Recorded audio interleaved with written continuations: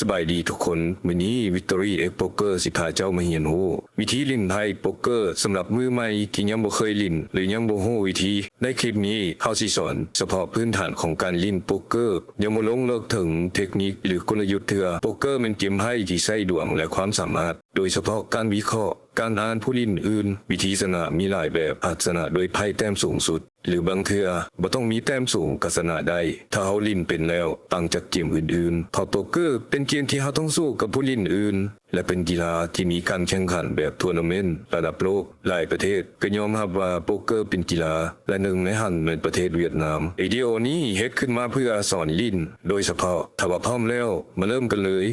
โป๊กเกอร์บ่ได้วัดแต้มรวมแบบเกมอื่นแต่สิเบิ่งว่าไพ่มีสุดไพ่5ใบที่ดีที่สุดโดยใส่ไพ่ของตัวเอง2ใบ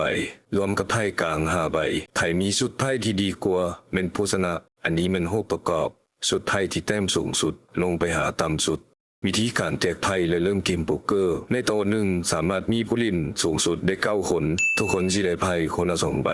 ดีเลอร์สิแจกไพ่โดยเริ่มจากตำแหน่ง small buy และแจกต่อไปที่ big buy ไล่ไปทั้งขัวจนครบหมดทุกคนตำแหน่งที่เริ่มลิ้นก่อนคือ UTG ผู้เล่นทุกคนสิเลือกเฮ็ดได้3อย่าง1เงินโฟ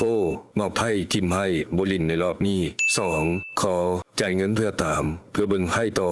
3 raise เพิ่มเงินเดิมพันเพื่อเพิ่มความกดดันหรือปั้นกล่องกลางให้ใหญ่ขึ้นยกตัวอย่างสถานการณ์ให้เบิ่งอยู่ที่ G เริ่มเกมโดย raise 60เหรียญผู้เล่นอื่นเหมาะไปจนฮอดดีเลอร์ small buy กับ big buy เลือกขอตามเข้ามาฟลอกเปิดไพ่กล่องกลาง3ใบ A86 small buy เช็ค big buy เบ็ดมา60UTG ตาม60 small buy มอบเทิร์นออกมาเป็น4 big buy เบ็ดต่อ